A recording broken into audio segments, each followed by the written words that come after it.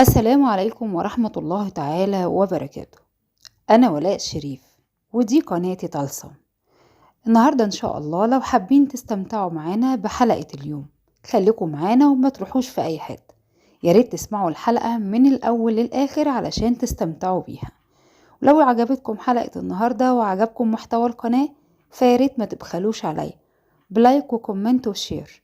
وكمان لو أول مرة تشوفوا قناتي ياريت تفعلوا زر الاشتراك وزر الجرس على الكل علشان يوصلكم مني إشعار بكل ما هو جديد. أما بقى دلوقتي جاهزين لقصة النهاردة؟ يلا بينا.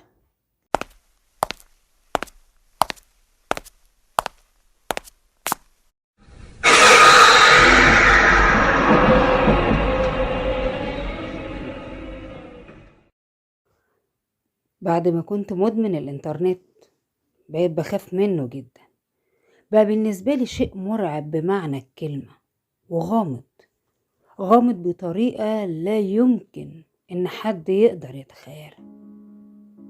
قررت أحكي تجربتي علشان محدش يحصله نفس اللي حصلي وتبقى نهايته الموت. من حوالي شهر كنت بتصفح أحد المواقع على الإنترنت، ظهر قصادي لينك بيج دخلت عليه. لقيت الموقع بيعلن عن مسابقة اسمها ظاهر كيج، والفايز هيحصل على جهاز آيفون 13 برو ماكس، بخلاف طبعا رحلة لمدة أسبوع لدبي شاملة الإقامة والانتقالات. في الحقيقة العرض كان مغري جدا وصعب أي شخص يتجاهله، ده بل بالعكس الجميع هيسعى إنه يفوز بالمسابقة علشان طبعا ياخد المكافأة العظيمة دي. وقد كان قدمت في المسابقة. كانت عبارة عن أسئلة بعد ما جاوبت عليهم طلبوا مني أكتب بريدي الإلكتروني علشان طبعا يتواصلوا معايا في حين الفوز.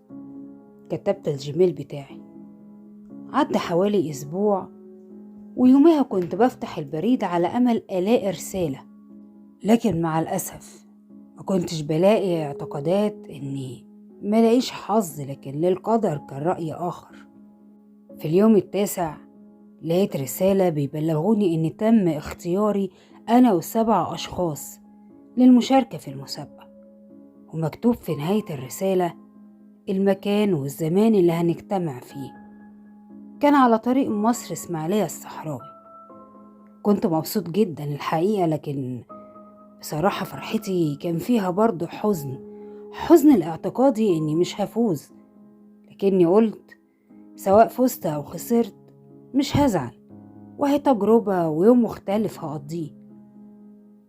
يوم المسابقة نزلت من بيتي الساعة 7 الصبح، ووصلت للمكان اللي المفروض هنجتمع فيه أنا والمتحدين اللي معايا في المسابقة.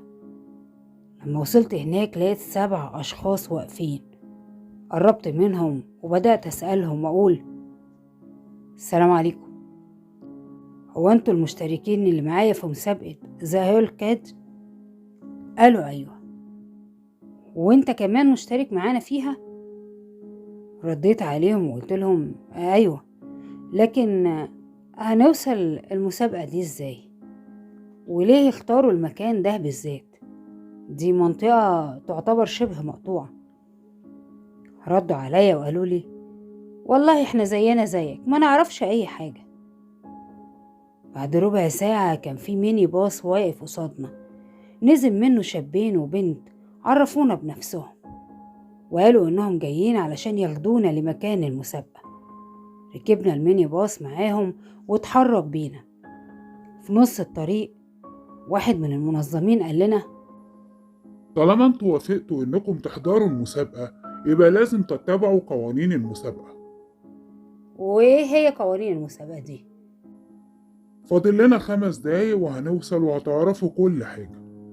المطلوب من كل واحد فيكم يمسك القماشة اللي ملزوقة تحت الكرسي اللي هو قاعد عليه ويربطها على عينيه، ولو سمحتوا محدش يعترض ويقول لي ليه، ولو هتعترضوا اتفضلوا، اللي معترض يتفضل ينزل، احنا مش هنخطفكم. وبعدين ده أول شرط في المسابقة، لو انت مش جدير انك تدخل مسابقة زي دي، اتفضل حضرتك انسحب من اولها. فكرنا شوية ولقيت كل واحد مد ايده تحت الكرسي اللي قاعد عليه وبدأ يسحب القماشة ويربطها على عينيه. أنا طبعا بصيت لهم وقلت اشمعنى أنا، عملت زيهم. بعد حوالي 5 أو 10 دقايق الميني باص وقف بينا. سمعنا حد بيقول لنا تقدروا تشيلوا القماشة من على عينيكم، وصلتم للمكان المسابقة. كل واحد فينا شال القماشة من على عينه ونزلنا مكان المسابقة. عبارة عن مبنى قديم شبه مهجور، مساحته كبيرة، جواه أقفاص متقسمة ل7 أقفاص زجاجية، كل قفص مكتوب عليه اسم المتسابق. طلبوا مننا إن كل واحد يدخل القفص اللي مكتوب عليه اسمه. توجهت للقفص اللي مكتوب عليه اسمي، أمير جلال. لما دخلت من القفص لقيت شاشة صغيرة متعلقة على الحيطة. قالوا لنا المسابقة هتبدأ دلوقتي وهيظهر على الشاشة كلمتين، حبيت تكمل اضغط على كلمة كونتينيو، ولو حبيت تنسحب من اللعبة اضغط ستوب. أحد المنظمين المسابقة بدأ يعد 3 2 1. فجأة لقيت القفص الزجاجي اللي أنا فيه بدأ يتملي مية تدريجيا لحد ما وصلت المية عند ركبتي. بدأت المية تعلى وتعلى ووصلت عند رقبتي. خدت نفس وكتمت علشان المية طبعا هتغطيني بالكامل.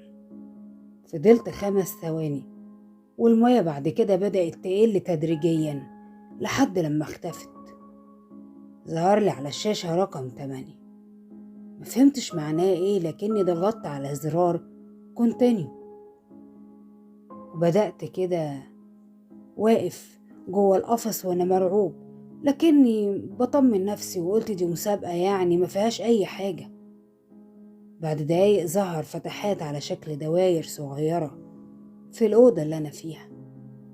خرج منها فجأة تعابين حجمها كبير. اترعبت وفضلت أنط في مكاني. بيني وبينكم ايدي جت على زرار ستوب وكنت خلاص فعلا هضغط عليه، لكني ببص لقيت التعابين يا دوب بس بتلف حواليا. ظهر لي على الشاشة تاني رقم 6 ولقيت التعابين اختفت ورجعت تاني مكانها. وضغطت تاني على زرار كونتينيو وكملت. لكن الغريب بقى رغم ان الأقفاص ال7 جنب بعض إلا إني ما سمعتش صوت لأي متسابق خالص. قلت جايز عازلين الصوت عن الأقفاص كل واحد عن التاني، حاجة يعني زي كده. خلال لحظات لقيت القفص نزل بيا الأسفل بسرعة شديدة جدا، اتفتح ووقفت مكاني ومعرفتش أعمل ايه. فجأة حسيت زي ايد دفعتني بقوة لبره. وقعت على الأرض للحظة حسيت بندم واستحقار لنفسي بسبب الإهانة والخوف اللي بعيش فيه حتى لو كانت مجرد لعبة. خدت نفس عميق وبدأت أقف تدريجيا، عيني تلف المكان كله بدرجة 360. كنت مذهول من اللي شايفه، تغيير جذري تماما. مبنى تانية غير المبنى اللي دخلناه. الإضاءة اللي في المبنى اختفت تماما وظهر ضوء شديد متواجد على توابيت خشبي. قربت منها وفتحت. رجعت خطوتين لورا لما شفت موميا جواه. اليد الشمال عليها شاشة صغيرة مكتوب عليها كلمة كونتينيشن، واليد اليمين شاشة تانية مكتوب عليها ستوب. سحبت شاشة الإيد الشمال ولمحت ورقة مكتوب عليها تبديل الأماكن.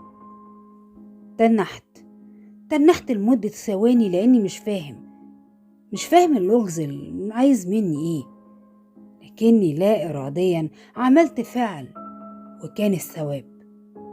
خرجت الموميا من التابوت وبقيت مكانها. التابوت اتقفل عليا وحسيت إنه بيترفع بيا لفوق. حاولت افتحه ومعرفتش، بقيت بدفعه برجلي وايدي بكل قوتي، لكنه برضه مش عايز يتفتح. نفسي بدأ يتخنق، ضربات قلبي بدأت تزيد. بعد حوالي دقيقة التابوت استقر وسمعت صوت خبط عليه، خبط من بره. زقيت الباب للأعلى، اترفع وخرجت منه. بصيت على المكان لقيته مضلم تماما، لكنه في سهم متواجد عليه ضوء. اتجهت ليه ولقيت قصاده مكان يشبه النفق. النفق كان جواه شموع على الجنبين. بقيت بقدم خطوة وارجع خطوتين، لكني جازفت ودخلت. بعد حوالي مترين خفت، احساس غريب جالي. قررت ارجع تاني وزعقت بصوت عالي لما لقيت مدخل النفق اتقفل بباب خشبي. لكن الغير متوقع اني لمحت على الشاشة اللي معايا رقم 1. كنت ما بين فرحة ان المتسابق الاخير والفايز، وما بين خوف من مصير مجهول. رجعت وكملت ماشي في النفق، وقلت بيني وبين نفسي ان انا هنهي التحدي ده. بعد حوالي عدة امتار خرجت من النفق، لقيت اوضة كبيرة فاضية تماما ما فيهاش اي حاجة. بدأت احرك عيني في كل الاتجاهات عشان استكشف المكان اللي انا فيه. بعد ثواني سمعت صوت خبط شديد جاي من سقف الأوضة اللي أنا فيها. جريت ووقفت في ركن ومستني الحدث اللي هيحصل. شفت 7 مخارج على شكل دواير في السقف، من كل مخرج نزل منه حبل. عيني وسعت من الدهشة، رجعت بظهري الحيطة وسندت عليها، وجسمي بدأ ينزل الأسفل ببطء. بعد اللي شفته، أنا شفت المتسابقين ال7 اللي كانوا معايا مشنوقين بالحبال اللي كانت نازلة من السقف. ما قدرتش أشوف مناظرهم وعينهم مفتوحة على الآخر وشكلهم يرعب. أعصابي ثابت وقلت يبقى أنا اللي كان بيتسحب منهم كان بينقتل. يعني أنا لو كنت انسحبت في التحدي ده كنت ممكن أبقى زيهم. أنا عقلي وقف عن التفكير، وقتها ما بقتش عارف أعمل إيه، ويا ترى مصيري ده هيكون إيه. من لطف ربنا بيا ألهمني ولمحت في أحد الأركان بتاع الأوضة دي سلم خشب. نزلت فيه لتحت وجريت بسرعة ونزلت ووصلت الممر. جريت فيه برضه بسرعة ونبضاتي كانت بتزيد وخوفي بيزيد. لقيت في نهايته باب خشبي، زقته بقوة فاتفتح. خرجت، شفت مكان يشبه الصحراء. بقيت بجري بكل سرعتي، خوف إنهم يطردوني ويمسكوني ويبقى مصيري زي مصير ال7 اللي كانوا معايا، وده طبعا كان أكيد. لكن بعد حوالي 10 دقايق وصلت للطريق بصعوبة. لقيت عربية وشاورت ليها، ووقف وتوسلت ليه إنه ياخدني معاه. وطبعا بعد ما شاف حالتي ليه يرثى لها، قدر معاناتي وركبني معاه. ورجعت تاني لبيتي. امتى؟ ازاي؟ بأي طريقة معرفتش. مش مصدق اني لسه حي، بيتهيألي اني بحلم.